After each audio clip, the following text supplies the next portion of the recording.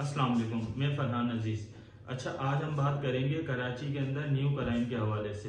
अच्छा, अभी मतलब ये कह लो कि पिछले दिनों हमारे सामने से एक वाकया गुजरा।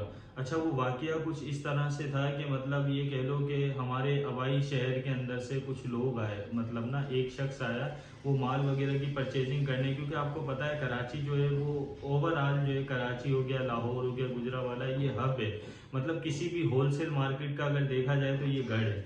और जितने भी छोटे दुकानदार हैं करीब के शहरों के, तो उनकी कोशिश ये होती है कि यार हम लोग आएँ, आकर कराची से ख़रीदारी करें, और ट्रेन के ज़रिए या वैन के ज़रिए, मतलब कोई भी इस तरह के ट्रांसपोर्ट का इस्तेमाल कर कर वो लोग आ रहे होते हैं।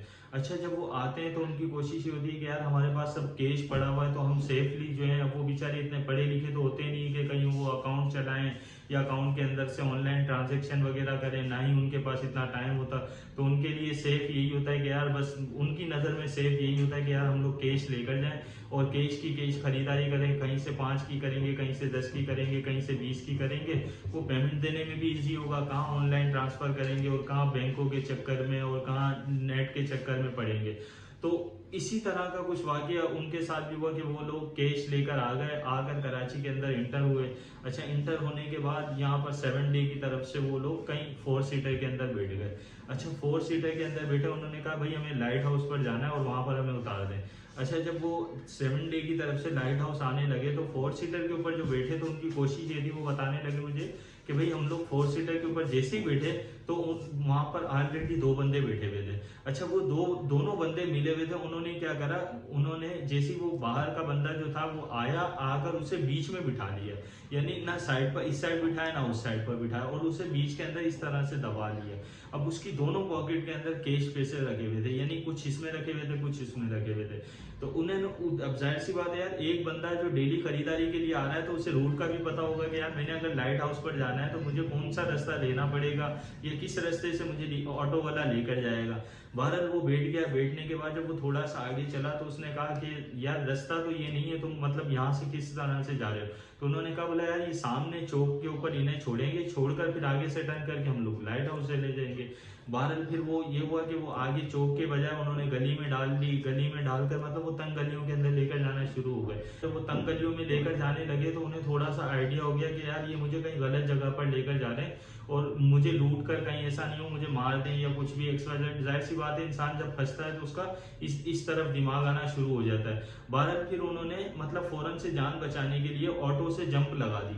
अच्छा, जैसे ही उन्होंने जंप लगाई तो वो जंप लगाते ही नीचे गिरे। गिरकर उन्होंने अपने आप को संभाला और खड़े होकर जैसे ही पॉकेट वगैरह चेक करी उन्होंने, तो जेब के अंदर एक में पैसे रखे हुए थे और एक से पैसे चले गए थे। अब वो टोटल खरीदारी के लिए ये कह लो कि 70-80,000 लेकर गए थे। यार एक गरीब बंदा था। तो बहरहाल ये था कि वो उन्होंने चेक किया। अब वो उसके पीछे जैसे ही भागे तो वो गलियों के अंदर निकल गया। बाइक को रोका, बाइक उसके पीछे लगाई, दूसरा बंदा कोई आ रहा था उसे रोका, बताया कि यार इसी तरह से ये लूट कर जा रहा है। उसके पीछे बाइक लगाई। बहरहाल वो पता नहीं कहाँ आंखों से ओझल हो गए और वो पेमेंट वगैरह सारी की सारी जो उनकी थी वो लेकर निकल गए। अब वो उनकी कंडीशन इस किस्म की, देखो पहली बात तो ये है कि ये एक अवेयरनेस वीडियो है। मतलब आप लोग अगर फर्ज करो कि कहीं पर भी खरीदारी करने के लिए जा रहे हो या कहीं पर भी अगर आप परचेजिंग करने के लिए जा रहे हो, आपके पास कैश पैसे पड़े हुए, कराची हो गया, ये छोटा शहर बड़ा शहर कोई भी हो गया, पहली बात तो ये आप लोकल ट्रांसपोर्ट इस्तेमाल करो ही नहीं। मतलब इस तरह की ट्रांसपोर्ट नहीं इस्तेमाल करो जिसके अंदर आपके साथ मतलब और भी बंदे बैठे हुए हो।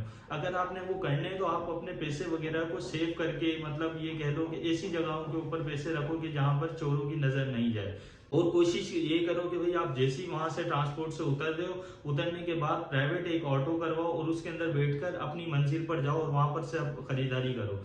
पहला तो हल ये। अगर ये नहीं कर सकते आप तो फिर दूसरी सूरत में कंडीशन यही है कि आप अपनी एहतियात करें और ऐसी जगहों के ऊपर बैठें जहां पर ऑलरेडी मतलब ऑटो भरा हुआ हो। खाली ऑटो के अंदर कभी भी नहीं बैठे, क्योंकि ये लोग आजकल अवाम से इस तरह का फ्रॉड वगैरह कर रहे हैं।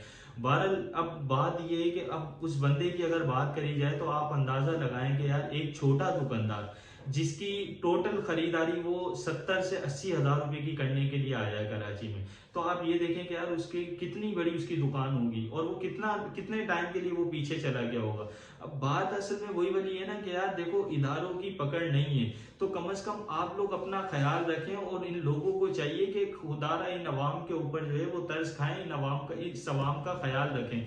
ये लोग पहले महंगाई से मारे हुए, इनके हालात उस तरह के नहीं है कि ये इतने बड़े बड़े नुकसानात को बर्दाश्त करें, फिर तंग आकर अगर ये खुदकुशी कर रहे हैं तो वो भी हराम है। मकसद कहने का ये कि यार इन लोगों का ख्याल रखा करें और नहीं करें इनके साथ इस तरह की हरकतें। और बस ये था एक छोटी सी कहानी और आई थी जहन के अंदर, तो सोचा कि आपसे शेयर कर दें। और इस तरह के फ्रॉड से खुदारा अपने आप को महफूज रखें। लोगों को कोशिश किया करें कि अगर किसी भी परेशानी के अंदर देखें तो फौरन से उनका साथ दें, और बंदे को अगर कोई इस तरह का परेशान है तो उन्हें पकड़ने में भी उनका साथ दें। तो ये था हमारा आज का टॉपिक। मिलेंगे फिर इंशाल्लाह किसी नई वीडियो के अंदर नए टॉपिक के साथ, तब तक के लिए अल्लाह हाफिज।